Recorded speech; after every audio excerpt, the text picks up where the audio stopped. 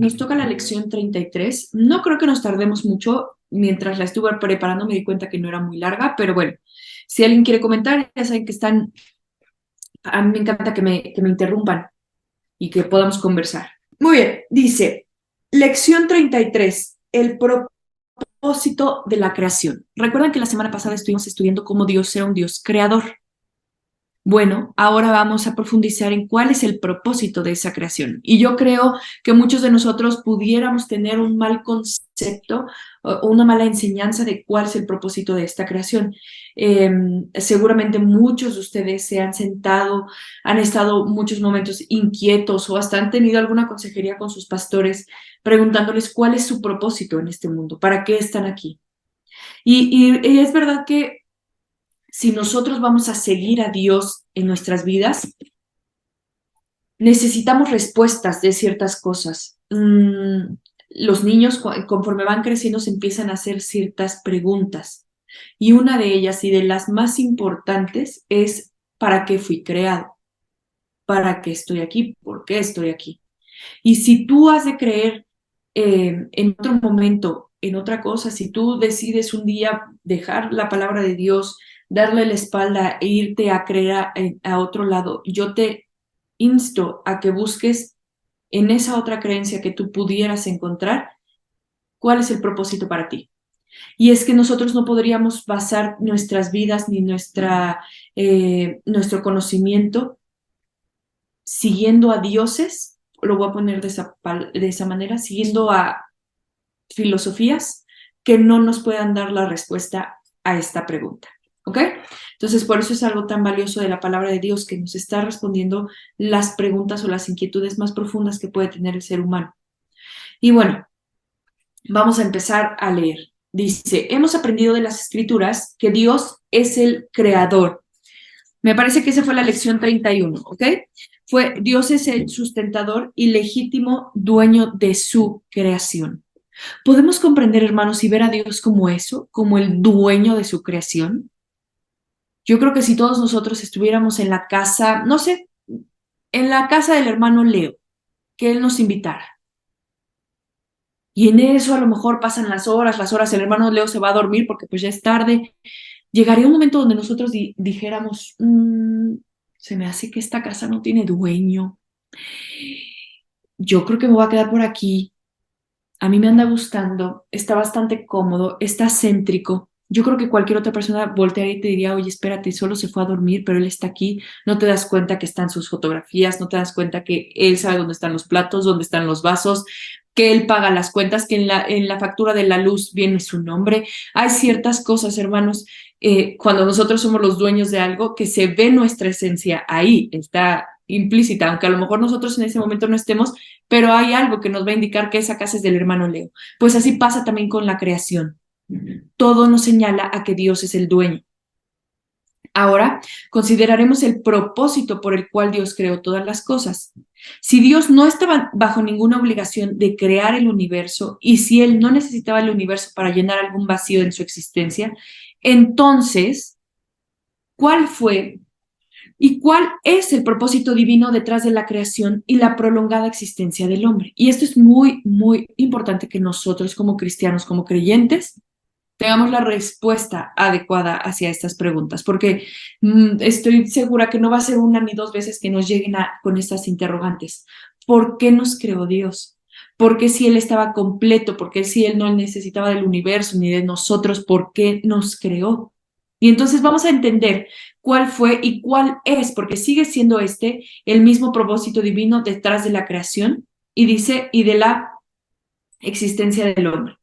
Hermanos, las escrituras van a declarar firmemente y sin reparos que todo fue creado para la gloria y para el beneplácito de Dios. ¿Ok? Ahora dice, el Dios de toda plenitud.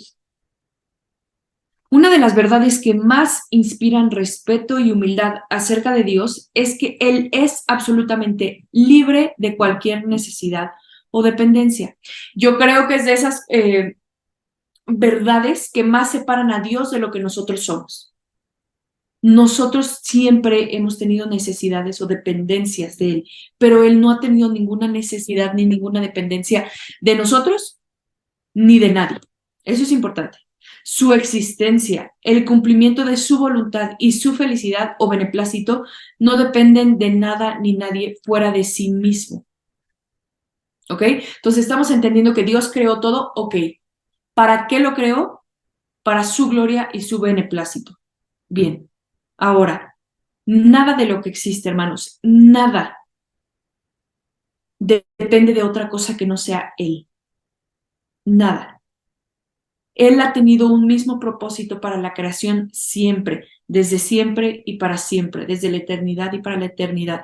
Su propósito es, el propósito que Él tiene para la creación es eterno, así como Él es eterno. No es un propósito cambiante donde diga, ay, hoy se me antojaría como que fueran para otra cosa. Nosotros fuimos pensados desde la eternidad para darle gloria a Dios. Y ese sigue siendo el propósito de la creación el día de hoy, darle la gloria a Dios. Dice, como aprendimos en la lección 11, Dios es el único ser verdaderamente autoexistente, autosubsistente, autosuficiente, independiente y libre. Todos los demás seres derivan su vida y bienaventuranza de Dios, pero todo lo que es necesario para la existencia y perfecta felicidad de Dios se encuentra en sí mismo. Dios no depende de su felicidad, su bienestar, su paz, su mansedumbre, no depende de alguien más. Él lo tiene todo, Él es suficiente. ¿Ok? Sugerir, hermanos, siquiera que Dios hizo al hombre porque estaba solo o estaba incompleto, saben como que le hacía falta algo, es absurdo y dice aquí el libro que es incluso blasfemo. La creación, o sea, tú y yo, no somos el resultado de alguna carencia de Dios. Dios no estaba tratando de llenar sus vacíos contigo y conmigo, pero más bien la creación es el resultado de su plenitud, dice, o del rebosamiento de su abundancia. Nosotros somos el resultado, toda la creación es el resultado de un Dios pleno, no es un Dios carente, no es un Dios a quien le hace falta algo y entonces está tratando de llenar sus vacíos. Alguien, por favor, vaya ayudándome para leer ahorita el Salmo 36:9, porque dice la primera pregunta. ¿Qué nos enseñan los siguientes versículos acerca de la autoexistencia y la autosuficiencia de Dios? ¿De dónde viene la vida o existencia de Dios? ¿Depende Él de alguien? Esas son las preguntas y me gustaría que ustedes me ayudaran a contestarlas, no tan obvias y literales, sino que pudieran profundizar un poquito más. ¿Alguien lo tiene? Salmos 36:9. Sí, dice, porque contigo está el manantial de la vida, en tu luz veremos la luz. Muy bien, hermana Yara, ¿qué le enseña este versículo acerca de la autoexistencia de Dios o de su autosuficiencia? Lo que yo puedo entender es que completamente como un manantial es completamente donde sale el agua, ¿no? Donde brota. No hay nada ni nadie que abra esa llave y salga el agua, sino solamente de Dios brota todo. En Él viene todo. De Él vienen todas las cosas. O sea, no hay nadie ni nada que le pueda mandar a Él o decir cómo hacer las cosas. De Él viene todo lo que puedo entender y dice, en tu luz veremos la luz. Él es la luz, Él es todo. Eso es precioso, hermana Yara, muchas gracias. Exactamente, de Él mana todo, Él cubre todo, Él alimenta todo, Él genera todo, de Él sale todo. ¿Ok? Entonces, Él no depende ni de un buen clima, no depende de un buen ambiente político, no depende de si hay paz en el mundo para entonces Él poder reinar. Dios es Dios. ¿Ok? Juan 5:26, hermanos, ¿alguien me podría ayudar a buscarlo? Porque como el Padre tiene vida en sí mismo, así también ha dado al Hijo el tener vida en sí mismo.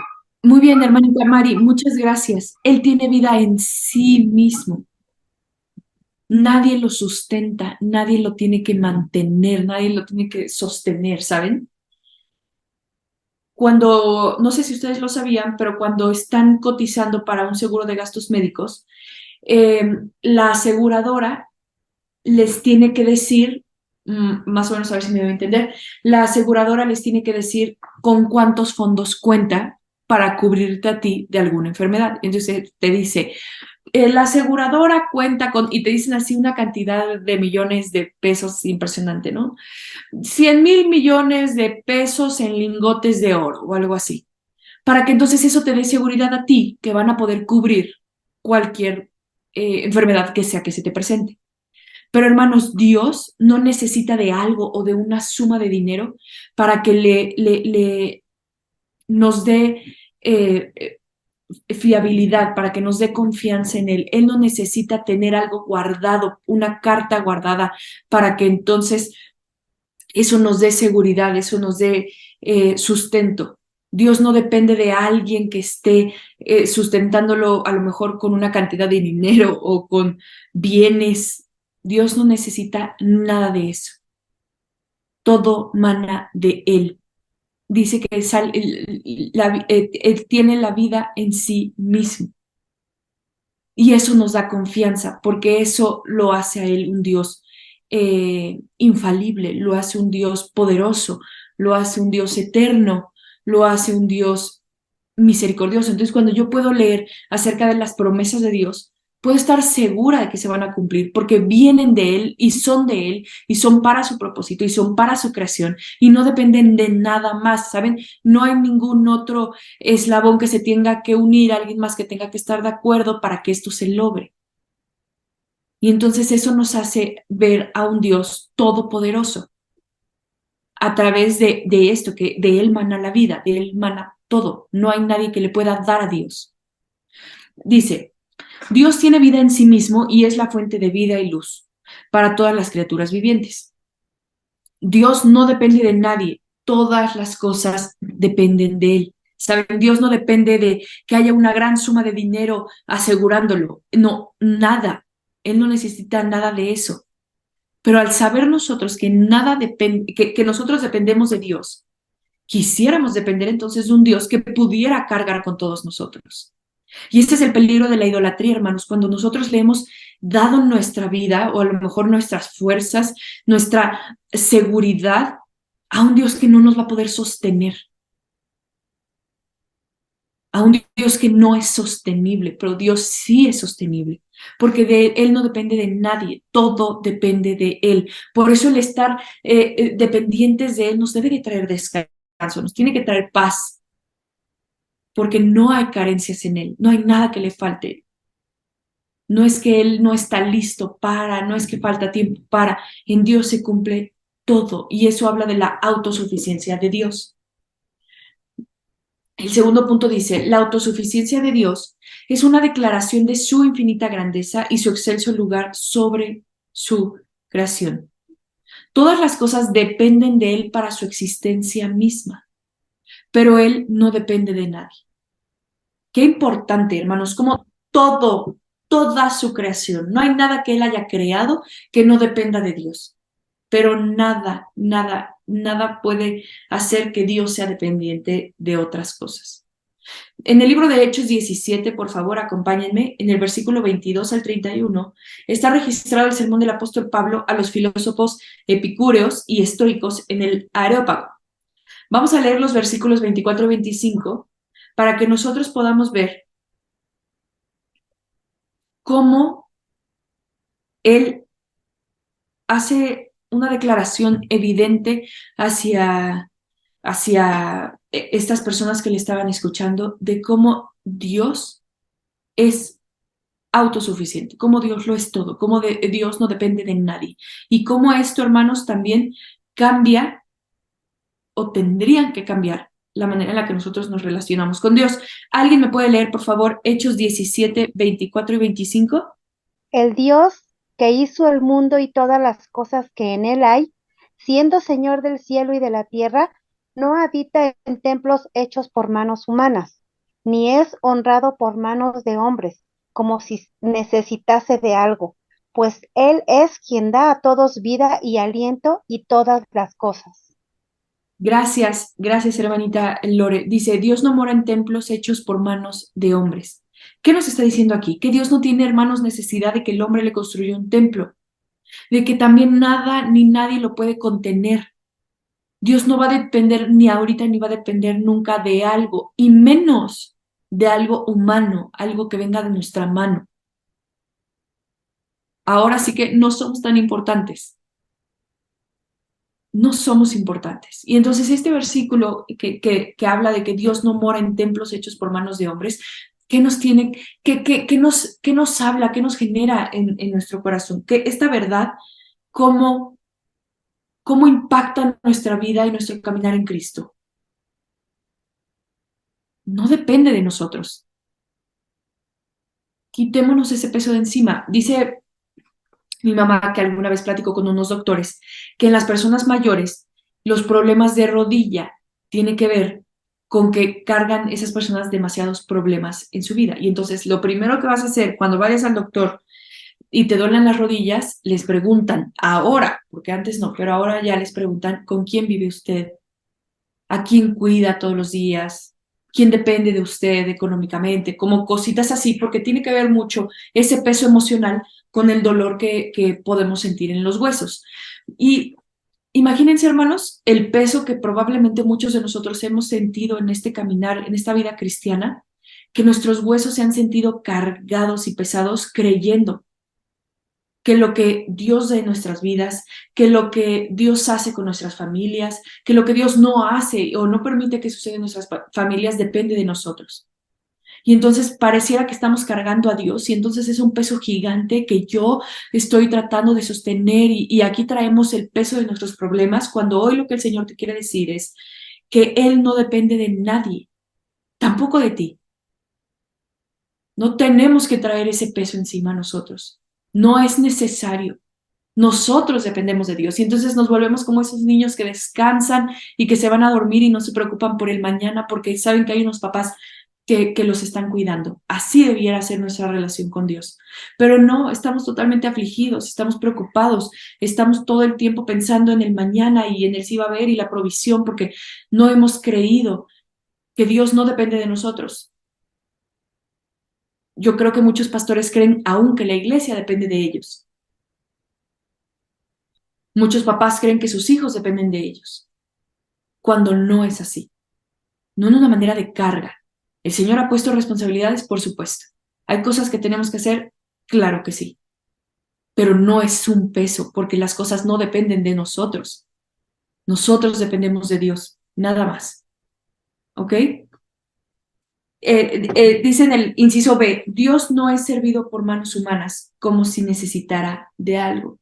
Dios no necesita algo. Y cuando estaba estudiando esto, recordé la predicación del domingo, como comentaba mi papá que el apóstol Pedro quiso defender a Dios, ¿no? En sus propias fuerzas, con herramientas humanas, totalmente terrenales. Él dijo, yo voy a hacer esto porque quiero defender a Dios, quiero defender el nombre de Jesús. Pero hermanos, Dios no necesita que nosotros lo defendamos. Dios no necesita que le construyamos un templo. Dios hizo el universo, Él mismo. Nosotros, hermanos, ¿estamos para servirle? Sí, como en gratitud por lo que Él ha dado en nuestras vidas, por su salvación, por su Hijo. Nosotros estamos para servir. Pero no es que Dios necesita algo de nosotros. Dice aquí, la segunda declaración prueba que el mandato de Dios para que le sirvamos no es el resultado de alguna necesidad de su parte, no es que Dios necesita algo de mí, sino es más bien un acto de gracia. Dios nos está concediendo el privilegio de poderle conocerle, de poder servirle y que podamos ser el objeto especial de su favor. Entonces, cuando nosotros estamos llevando una relación con Dios, voy a poner un ejemplo. Vamos los domingos a la iglesia. No crean que vamos los domingos a la iglesia como un peso, como el resultado de un mandato que Dios puso sobre nosotros, porque entonces tenemos que regresarle algo de todo lo que Él nos ha dado y saben, así como que con dolor. No, nosotros vamos los domingos a la iglesia con gozo porque tenemos una relación con Él, porque queremos cercanía, queremos coinonía con nuestros hermanos, queremos conocer a su cuerpo, queremos funcionar, queremos edificarlo, ¿saben? Y entonces nos quita a nosotros del centro de la ecuación. Y eso va a ser parte de la conclusión que yo quiero de esta clase. Porque gran parte del problema del hombre que no ha podido comprender cuál es el propósito de la creación es que seguimos muy centrados en nosotros mismos. Y ahorita vamos a ir para allá. Dice, la gloria de Dios. Si Dios no creó el universo por causa de alguna necesidad, entonces, ¿cuál fue su propósito? ¿Por qué creó Dios todas las cosas? Las Escrituras nos enseñan que Dios creó todo para su propio beneplácito y gloria, es decir, para manifestar su grandeza y recibir de su creación el honor y la adoración que son debidas a Él. Quizás esto te parezca extraño o incluso un poco egocéntrico y egoísta de parte de Dios, pero nada podría estar más lejos de la verdad. Y vamos a considerar dos evidencias que me parecieron maravillosas, como las explica este autor. Dice, en primer lugar, Dios es digno de tomar el lugar más exaltado sobre su creación y es digno y merecedor de ser el objeto de todos nuestros pensamientos, todas nuestras actividades y toda nuestra adoración. No es que Dios se quiso poner en una posición que a lo mejor no le correspondía. Es que si Dios está en lo más alto, si Dios está en primer lugar, es porque Él es el que nos sustenta a nosotros de todo. Él es digno de estar sobre su creación porque Él es el creador. Pero en segundo lugar dice, el mayor bien que Dios nos haría y la mayor bondad que Dios nos mostraría sería dirigir todas las cosas de tal manera que su grandeza sea manifestada plenamente ante nosotros. No habría nada más maravilloso que nosotros pudiéramos ver esa grandeza manifestada delante de nuestros ojos. Si Dios es de infinito valor, hermosura y majestad, entonces, hermanos, el regalo más hermoso que pudiéramos tener ustedes y que pudiera tener yo sería poder ver la gloria de Dios. Sería poder, sí, percibir esa gloria. Dios es el creador, Dios es el sustentador y es el legítimo dueño de los cielos y de la tierra y de todo lo que en ellos habita. Todas las cosas fueron creadas por Él, pertenecen a Él y existen para su gloria. ¿Alguien me puede decir qué son todas las cosas? Yo puedo entender que es todo lo que Él ha creado, todo lo que respira, por eso dice, hay un versículo que dice, todo lo que respira, alabe a Jehová. Entonces, todo lo que respira, todo lo que Él creó, todo lo que es, que le da gloria, porque aún todas las plantas, todos los animales, todo lo que Él creó, toda la humanidad, le da gloria, ¿no? Entonces, puedo pensar que esas son todas las cosas, toda la naturaleza, todo lo que Él permite y hace desde su esencia de lo que Él es Dios y lo que el ser humano no puede hacer. Todos los colores, todo el universo, todo lo que aún no podemos ver con nuestros propios ojos y aún los animalitos más diminutos, todo, o sea, perdón, todo lo que estoy repitiendo, pero yo entiendo todo lo que el ser humano no puede hacer, esas son todas las cosas. Gracias, hermanita Yara, muchas, muchas gracias. Y hermanos, se dieron una imagen, una idea de lo que es todo. Todo existe para su gloria. Todo. Aquí nos está diciendo todas las cosas buenas existen para su gloria. Todo lo que parece bueno, bonito, cómodo, todo existe para su gloria. Y vamos a ver qué nos enseña Romanos 11:36 acerca de esta verdad. No lo tienen que buscar porque en el libro está escrito. Se supone que tenemos que como que a completar las palabras.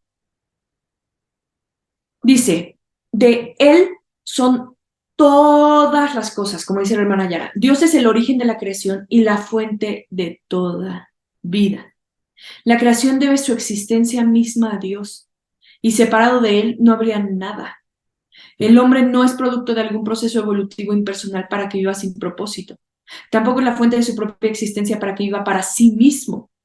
Antes bien, Él es la obra de Dios para que viva para su gloria. Y esto es importantísimo, porque muchos de nosotros nos podemos estar encontrando en cualquiera de estas tres, que es vivir sin propósito, o sea, estar caminando a la deriva, ahí medio que surfeando la vida, Creer que nosotros somos la fuente de nuestra propia existencia y entonces vivimos para satisfacernos a nosotros mismos.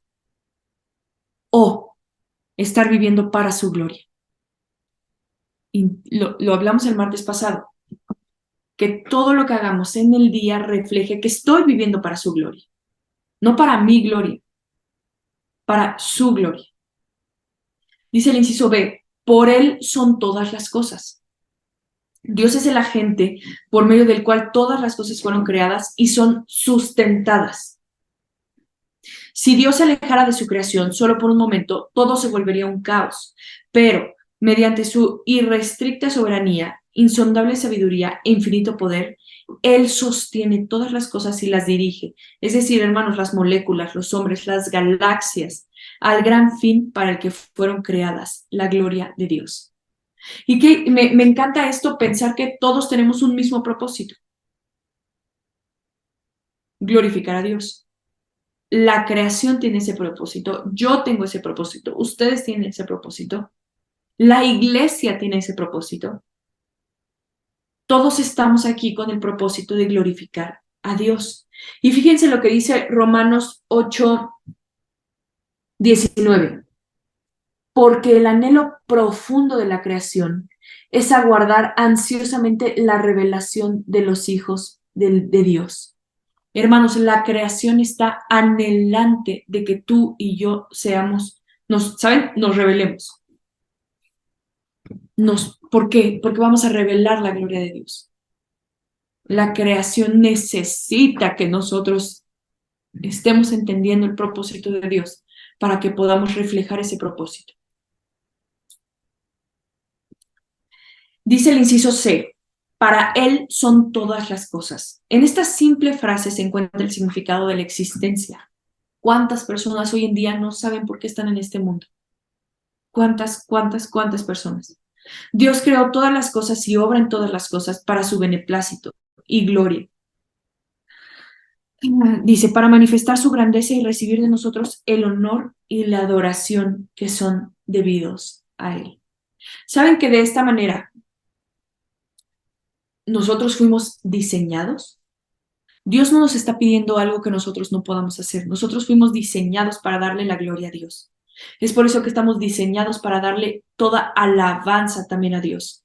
Y cuando nosotros no conocemos a Dios, o no queremos glorificarle, o no queremos alabarle, terminamos alabando y glorificando otras cosas, porque hay una sed en nosotros, en nuestra naturaleza, de glorificar, de adorar.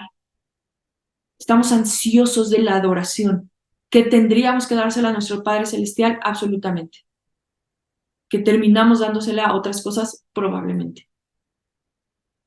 Pero fuimos diseñados para adorar. Tengamos cuidado de qué estamos adorando. ¿Nos estamos adorando a nosotros mismos? ¿Algún sueño? No sé. Dice el inciso D, a Él sea la gloria para siempre. Hermanos, entonces, la única respuesta apropiada a la grandeza de Dios es estimarlo sobre todas las cosas y darle el más alto honor, adoración y alabanza. Fíjense cómo dice aquí, en el estudio de la teología hay una frase importante en latín que describe esta verdad, soli Deo gloria, que significa solo a Dios sea la gloria. ¿Recuerdan? ¿Se acuerdan de las 5 solas? Lo predicamos hace un año y yo creo que se va a volver a predicar este año porque creo que es el 31 de octubre donde se cumplen 500 y tantos años de la Reforma.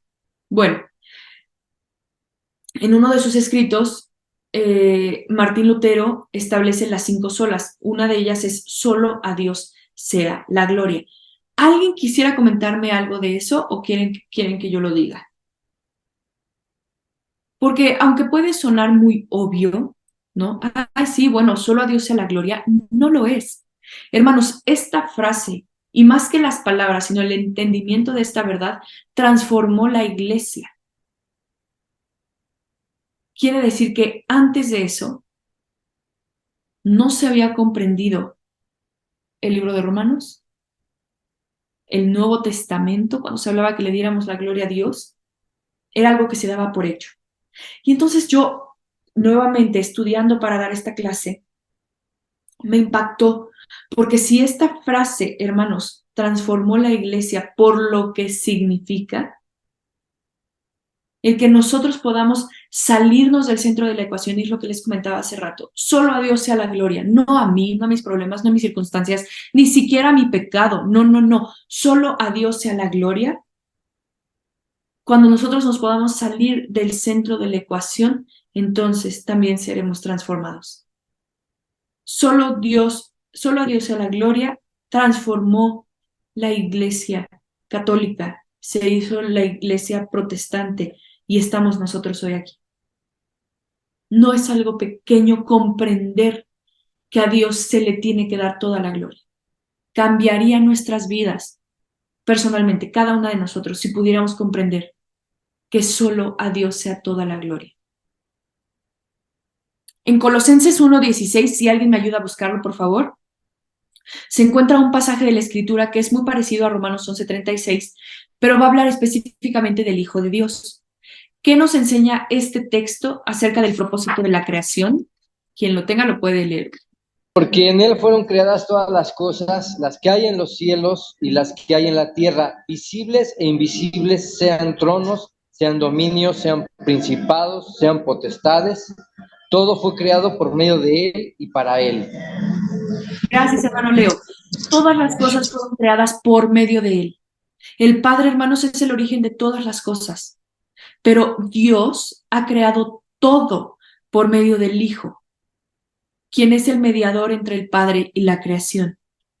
Por medio del Hijo, el Padre creó todas las cosas, se revela a su creación, reconcilió la creación consigo mismo, gobierna la creación y un día juzgará la creación. Esta parte del libro es tan importante que la entendamos. Y yo he tenido una inquietud, y si alguno de ustedes esto no lo comprende, por favor mándenme un mensaje terminando la clase, me encantaría profundizarlo con ustedes. Hermanos, Dios nos creó. Nosotros pecamos, fuimos separados. Sin un intermediario, sin un mediador, nuestra relación con el Padre estaría totalmente rota, no habría manera de volver a unirla.